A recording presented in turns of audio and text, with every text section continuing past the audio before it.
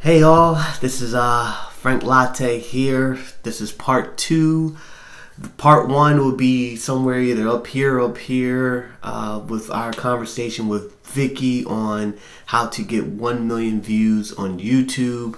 Check out part 2. We continue to dive into her future plans, monetizations. In part 1, she really talked about staying consistent and just having a good audience to start off with, and also uploading consistently. She was uploading 3 to 4 videos a day, responding to comments, and really just staying consistent. So there's no cheat code or anything. It's just putting in a lot of hard work and a lot of consistency, and to really enjoy what you're doing. Hope you all like part 2. Remember, please subscribe to either the Latte Wellness Group or That Vickey Girl. Thank you guys. Enjoy.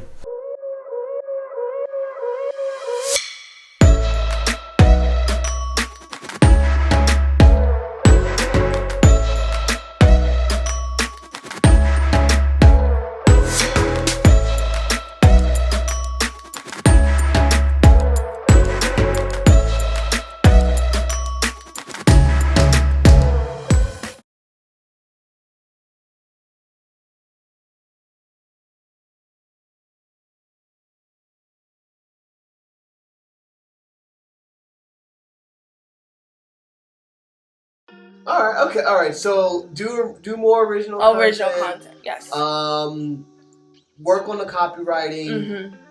Mm-hmm. Well, okay. So that's 2018. So now you're growing. You're doing it. What else has happened in 2018 that you want to share? Could you think back? I know. When we talked off the camera, you mentioned that there were some people from India that were reaching out to you to link you up with some folks. Yeah. What was that all about? Oh, yeah. That one is more recent though. I would say this one kind of occurred 2020. During the pandemic? Yeah, all right, so let's fast forward. Okay, yeah, we're going to fast forward a little bit. Okay, let's fast forward. The pandemic hits. Okay, good thing. 2019, okay. I hit 100K. And so I was able to get the YouTube, the silver plaque. The YouTube, yeah, the silver button, yeah, they mailed it to me. Oh, so with that, what you have to do is, once you hit that, I don't know how proactive they are, but I know that you have to email them and say, hey, like, I've hit 100K. So for all those that don't know what we're talking about, and maybe you can add a picture in this. Oh, yeah. Once you hit 100,000 subscribers, what do they send you? It's a silver plaque, a silver button play. And it just says your name, your channel, and it says you've hit 100K subscribers. It's so cute. I have it on my wall. It's one of the major accomplishments. Like, even if I stopped doing YouTube, that was something that I'll always have to memorize. So yeah, it was an amazing feeling. But that happened in 2019. And so in 2020 though, that's kind of around, when did this happen? November of 2020. A friend, so a subscriber of mine that kind of watches my videos, I don't know the connection, but she just kind of had this idea of reaching out to managers of some celebrities and stuff, because she wanted me to kind of do interviews of maybe Indian social artists or celebrities. And luckily I got lucky, and one of my favorite singers, Aziz Kerr, the lovely Aziz Kerr, manager, agreed. And so that was kind of my first sit down with a celebrity, a Zoom. We did it via Zoom. And I remember I was just so sick that time, but I was like, I'm not gonna let this opportunity pass me. Of course not. Oh no. And yeah, we just sat down and asked her some questions. She was such a lovely person, and then that was just kind of when I was like, whoa. It was a surreal feeling, and that's something that I'll always be grateful for. And thank goodness again, this same person, she was able to get me another artist with named Shruti Hassan. She's a really great actress and singer as well. And I just sat down with her a month or so ago on Zoom, and we talked. And yeah, so yeah. It's amazing to me. I still kind of pinch myself whoa, but little by little. But yeah, these things doesn't happen overnight, but it happens every now and then. And so talk about that, because that's what a lot of YouTubers say, that where you see us right, when you get when you're 200 over 200,000, it definitely doesn't happen overnight. How do you stay motivated, right? Let's say, hey, I have 100 videos and I'm barely getting 4 or 5 views. No. Walk us through that determination or that drive to say, look, I'm gonna keep doing it. It's not easy because even some days I myself don't have motivation.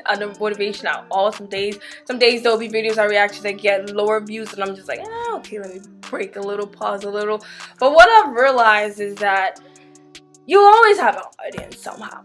But the only downside, and which is the YouTube algorithms have changed a lot lately, and it's affected even major YouTubers. I mean, some people that used to get 1 million views are now getting breaking certain type of thresholds now. Like they're getting way less because sometimes, and that's a problem that I found as well, it's not notifying your subscribers. Sometimes your videos you upload is not notifying your subscribers, so they're not even seeing that you've uploaded. Or maybe the tags that you use, it's too condensed. There's a lot more YouTubers now than 2 years ago, than a year ago. And so sometimes the problem is not you, it's just it's hard. It's like a jungle of so many videos, so many people doing almost the same thing as you. And so it's like, how can I be different? The thing is, it's like you can do everything right and still not get the views you deserve. And so sometimes the problem is really not you. And that's why it has to be something that you enjoy doing regardless. You know what I mean? Because if you don't enjoy doing it, trust me, if you see that you're not getting the views, you're definitely not going to be motivated. No matter what you do, you're not going to be motivated if it's not something you're actually interested in. Because if you just go into it thinking, oh man, I'm about to blow up tomorrow. No. It does not work like that. The YouTube of 2 years ago is not the YouTube of now.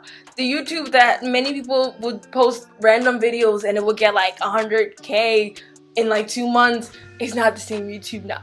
Because now there's so many outlets that people watch videos. And some people have established fan bases and their fan bases don't like to watch other videos. They like you.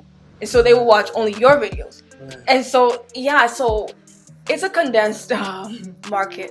So I would say enjoy what you're filming and keep doing it regardless. Keep doing it.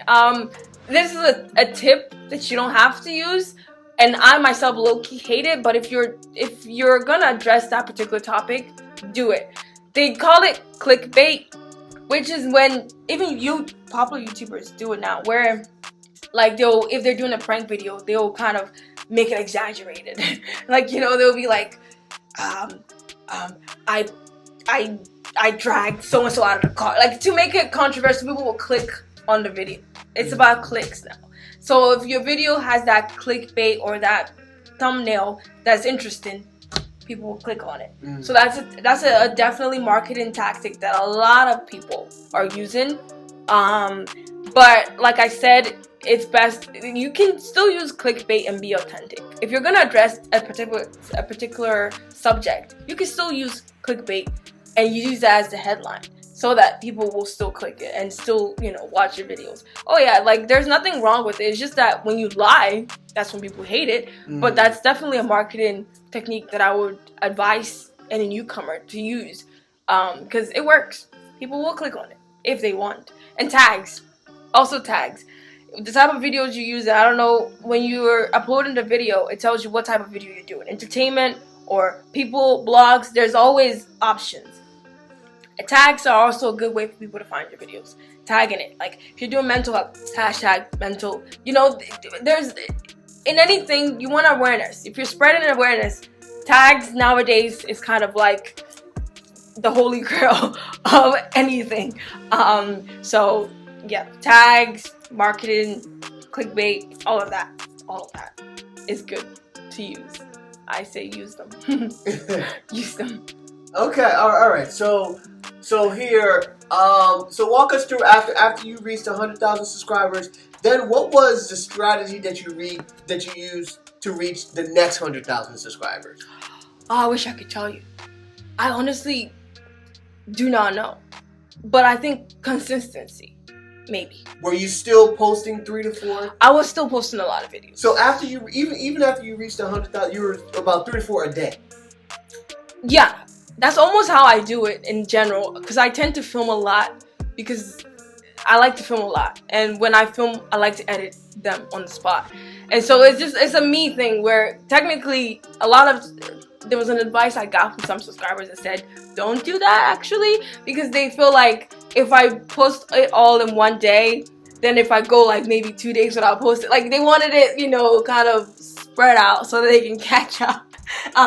So yeah, I mean, after a while, but I can't stop. Like when I film a lot because of especially my schedule now, I have to. So I post them all in one day. So yeah, it was like still about 3 to 4 videos, almost a day, or maybe a week. It became more weekly than day after a while because obviously I had school, I had work, I couldn't, I couldn't keep up. But consistency, I was still consistent with the videos even then. I think that's what really also got the next. But even till this day, I still don't know how. Yeah. Okay, all right. So essentially, so you're saying between 100K and 200K, you were posting 3 to 4 videos a day. Is it 7 days a week? Not every day. After 100K, it wasn't every day. It wasn't every day. So maybe you were doing 2 a day, or 2 every other day, or how many per week? Yeah, so maybe let's say 5 videos a week. 5 videos a week. Yeah. All right. So you're doing 5 videos a week.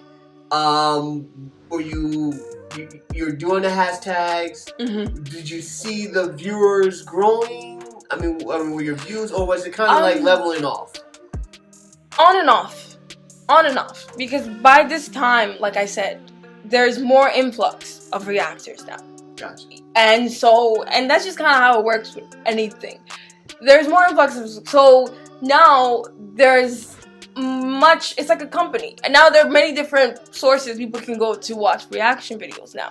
So of course there were most times where I was reacting to something and it got lesser view, and then maybe somebody who probably just started a reaction got more views, but a lot of it also, like I said, it's a YouTube algorithm thing sometimes, and also thumbnail as well, also that it attracts people, get attracted by the little clip they see, the little mini pictures they see, like, ooh, the facial reaction of how you reacted.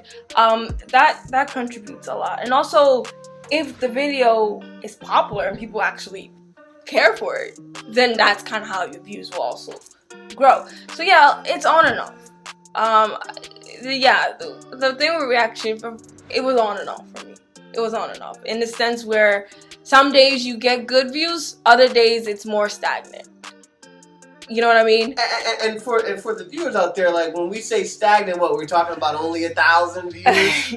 Okay, that's So because I would imagine, when I say that is because from 100K to 200, you've already started, you have an established base.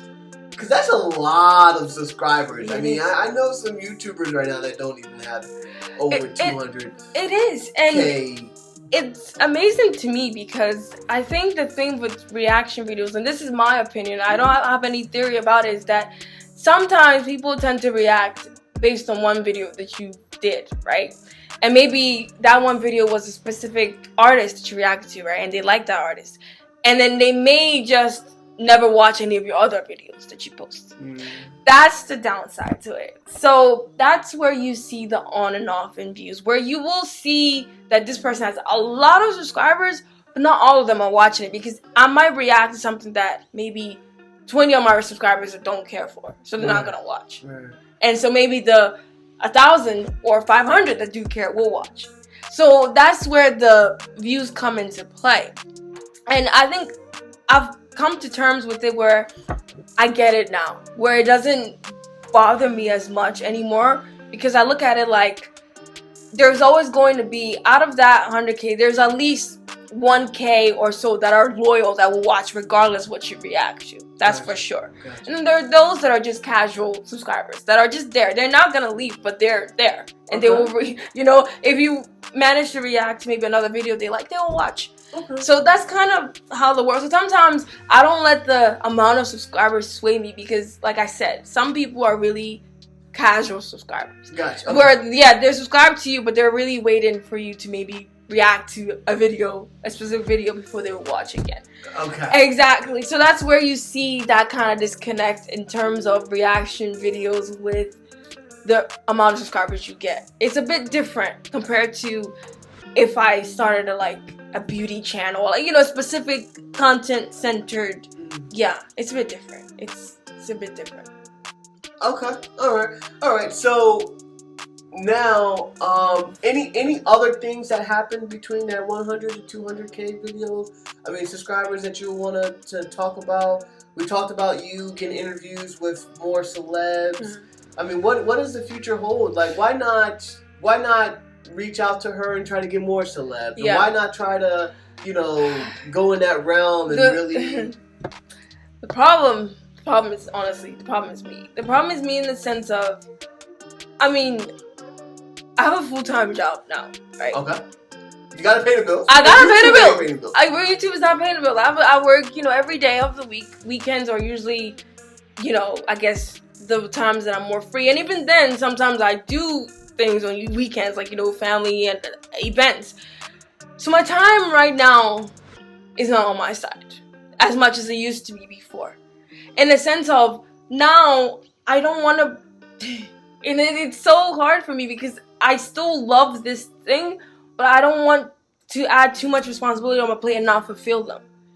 In the sense of, I feel like if I really dive into this, it gets harder. Because one of the challenges I even faced when I had to do an interview with the celeb was timing.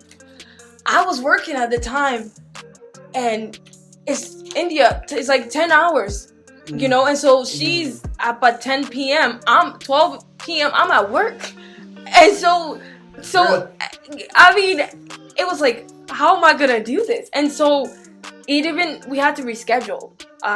We were supposed to do it Friday, but I couldn't call off, and so we did it Saturday. And with Saturday, that around that time, at least it was a challenge because obviously, I still live with my parents, and so time-wise, noise, when I want to film, they might be busy doing something, and so yeah, a lot of things.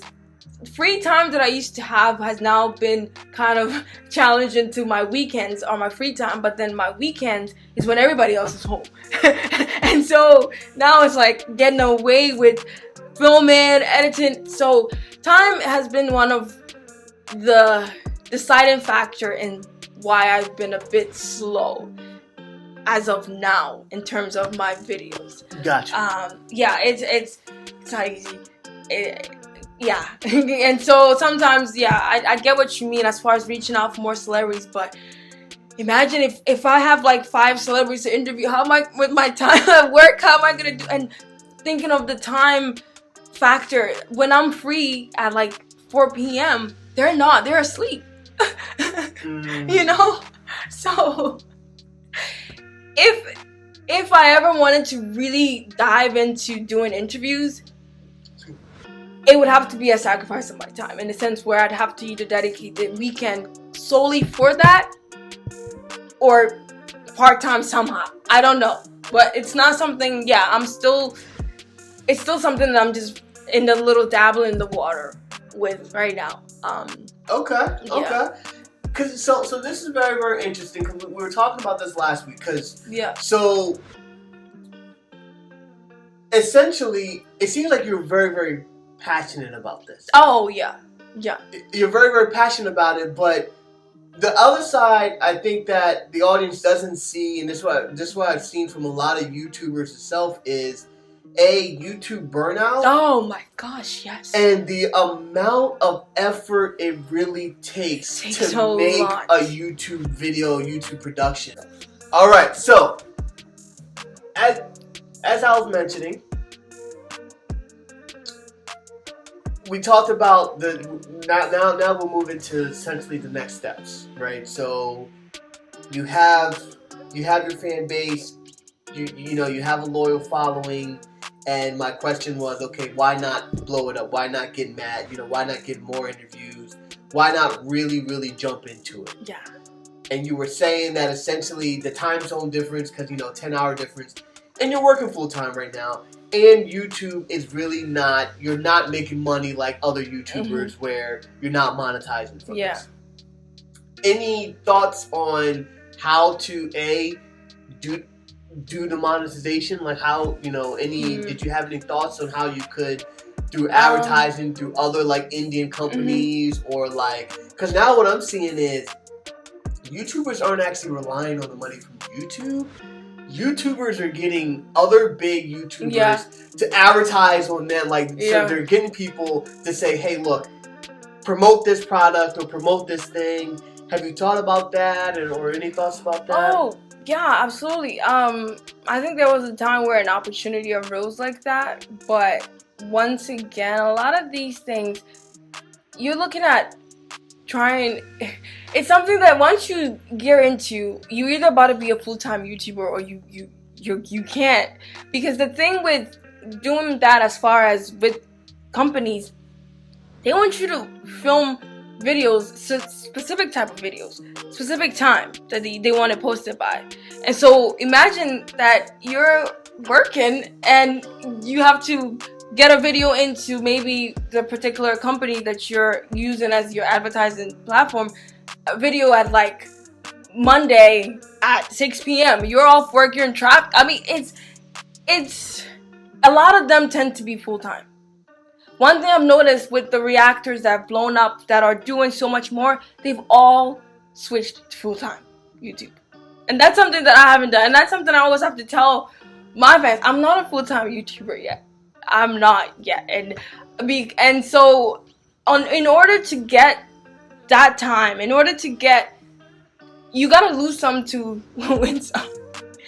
And a lot of them, they have switched, full time. And I know a particular a really good one, especially that does Indian content as well. His name is like Jabi Koi.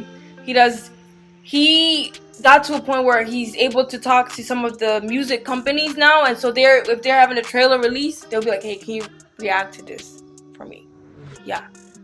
And even sometimes there's been instances where artists themselves or a company will be like, hey, my artist is coming up with this video, can you react to it for me? And then they'll send me the video to react to. So yeah, there's those instances, but a lot of these perks really will work out for you. As crazy as it sounds, is if you either switch full-time or you just completely I don't know, you work around the clock, like after work you're doing YouTube. And I do film videos after work even now. Sometimes it's tiring, and YouTube burnout exists, like you mentioned. I mean, editing is not all fun and games. The filming is not even a problem, but it's the sitting down and editing for like 3 to 4 hours. Sometimes it depends for one video. That's where the burnout comes. You get tired, you get tired, and it's harder when you're not a full-time. When you have a job, you have other responsibilities. You can't just put your all into something, especially I'm not getting paid for it. I can't. So that's kind of where the challenges comes a lot, regarding my case at least. So it's the time element, and it's just that fear, right? It's just that fear of, look, I'm not really making money off of this, and I'm not gonna stop a guaranteed good income. Exactly. For a YouTube thing that is and then culturally, if you're coming from the Ghanaian culture, that's definitely it's not possible. Are you Ghanaian kidding culture, me? They want you to work for somebody, a big corporation. My parents would, or another thing of that nature. And so, I mean, I would say that the steps that you are taking are good, but I would also say we talked about this too, and for all those that are also starting off, I knew that for us, I knew the editing, everyone always complains about the editing. And so for me, I can afford it where I'm just like, my editing doesn't need to be 3 or 4 hours. Because you know what? I don't really have viewers, you know? But we talked about you going to Fiverr, you know, we talked about you looking into it. So maybe we'll have a follow-up of maybe trying to get an editor from Fiverr. Yeah. You know, because you already have a good base, and I think that I guess from my from my vantage point of it, I look at things from an entrepreneurial standpoint. Yeah. Yeah. I'm very like, I would rather give my all into something than work than be a slave in someone's other corporation, because they said, you know, either if you're not building your dream, you're building somebody else's dream. That's a good one. What are your thoughts on that? No, you're absolutely, trust me. And that's why, like, once I figure out, I mean, quote unquote, technically I got a new laptop so I can edit more. I mean, I got a new camera, in fact, because I want to focus more. I want to get back into reacting. So it's not something that I still want to do it. Like, I mean, I'm trying to put my all into it, rearrange myself as far as editing wise, and also mixing the content as well. Definitely, I don't want to get rid of it. Like, I love it. And so I'm seeing where I may be waddling in the water a little bit, but I'm definitely going to take that Fiverr into consideration, because sometimes I've realized filming is easier for me. It's the editing that will kind of make me not post as much because I don't have time to edit. So obviously using that measure of somebody perhaps editing for me, and then maybe posting on my behalf. You have so many subscribers. Shout out. Hey, look. That Vickey girl, she's looking for a YouTube editor for her editing. Yeah. You know, DM her and I don't know. Oh yeah. No, absolutely. I think I will start taking that measure. Honestly, I think it's time. I've done this 4 years by myself. 4 years. It's time. I mean, I started from phone to computer. I think it's time I rest my fingers now and perhaps let somebody else do the editing for me. It might make it so much easier, and I feel like maybe I'll be able to even post more if I take that measure. Yeah. Well, when I read somebody, or when I looked at somebody who on LinkedIn who does a lot of videos on LinkedIn, what they were saying is you have to copy yourself. Yeah, you have to duplicate yourself. Yeah. And he said the only way that he could have so many streams of income and really, really duplicate himself was he started using virtual assistants, and he started actually the task that he was holding on near and dear to, he actually had to start letting that go so that he could do so much more. Yeah, that's true. Right? And I think that, I mean, have you even explored the possibility of have you tried it now, like, what if I don't have so much editing in my videos? I mean, I don't know. I mean, I guess they already... Is that you're... Knowing my personality, that's not possible. Yes, that's not possible. But the good thing... But see, the problem with reaction videos is because you have to kind of overlay videos. Gotcha. No matter what you do, you're going to have to edit. Gotcha. Yeah, it's an unavoidable situation because you have to overlay the video that you're reacting to. And so... Even if maybe I try to limit maybe what I talk in the beginning and in the end so there's not much editing, it's still all that little takes of getting the video proportioned, right timing, all of that still are the things that, at least for me, I don't think I will rest if it's not aligned properly. In the beginning, yes, I was a bit sloppy, with it. There was some editing that was just trash. Sometimes I look at my old videos and I'm like, oh my god, I cringe. But when you start doing it, you want to do better. Because the thing is, you have competition in a way. Even though you do. You have other people who are editing way better, who are maybe adding content that is funner, and you know, and so you get inspired. Sometimes it's not that you're copying, but you do get inspired. You're like, okay, let me just spaz it a little bit. Such as with anything in life, you know, you see something, you're like, oh, okay, if I did it this way, let me spice it up a little. And so that's one of those things that kind of occurs with the YouTube business. You see videos, you see how others do it, and you're like, I want that for myself, or I want to do mine different way. And so sometimes that's it's a problem, but that's what happens, and that's what I feel like happened to me. I the type of editing I want to do, I haven't even reached the level that I want to do. I'm still. Oh yeah, if I had it my way, oh my god. What oh yeah, I mean, just fancy edits. Not fancy in the way, but like as far as like even the tone of the video, like, you know, the colors, videos that I would insert, captions. Oh, so many little things to, you know, be really, because I love videos like that. Sometimes I look at it from an audience perspective because I'm a picky audience. That's my problem. I'm a picky audience, and so sometimes the things that I would like to see, or that I noticed that my subscribers would like to see, because I tried a certain type of editing and they liked it, and so I was like, okay, I'm gonna keep it this way. And so that's the problem when you switch it up and you see that, okay, people were like, oh, that was funny, oh, I like this, then you want to keep doing it, you know, because eventually, if you want to do it full time, that's just how YouTube works. You gotta make your videos good. Okay, all right. So she spends a lot of time making the videos good. It's very, very tiring. So what's the strategy for the next 100,000? Oh, well, now that the next 100,000, so I've hit over 200,000. I'm now 12K into the 200,000 journey.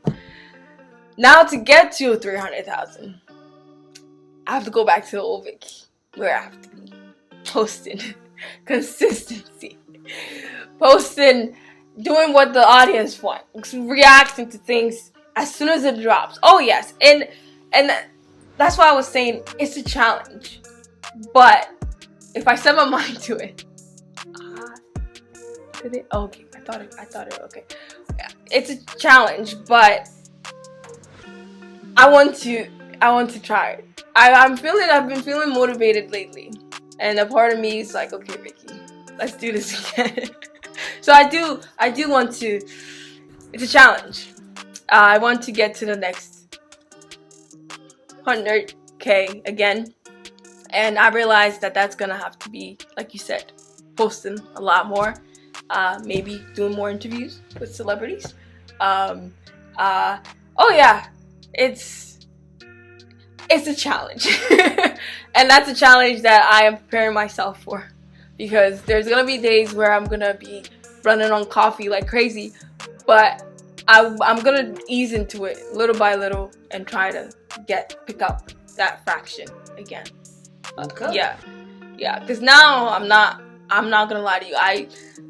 Sometimes I go a couple months without posting, and it's not that I don't want to post, because it's funny, because every time I'm not posting, I'm always thinking, oh, this is the video I want to react to. I have so many videos I've saved up that I have not watched yet, because I'm like, I want to react to this, and I never get to it because a month passes or something and I just never filmed it.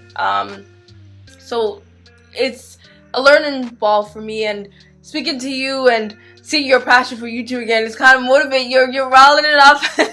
This fire that was a little bit condensed for the past year and a half, especially, you know, but I'm getting there. I'm getting revived again, where I want to film again, I want to post again, I want to, yeah, so. Okay. Yeah, I mean, it's kind of like taking you back to 2017. It is. Oh, those were the days. It was lovely, and I missed them. Yeah. Now, I would say just focusing on working smarter, not harder. Not harder. And also focusing on really the monetization, right? Oh yeah. Yeah. And you know, for us, we're just now starting off, but we're having like a dedicated editor, right? I mean, which can be expensive. I mean, because you know we you know, we run the mental health thing, but we have these admins, and we're trying to do a lot of different things. But I tell people, like, when you're starting off the business, what a lot of people don't realize is the amount of money that you spend marketing. And if you can actually build, like, a lot of successful entrepreneurs that don't spend a lot of money on marketing, their social media and the audience that they've gained in the early days and they've just grown with is really, really helpful.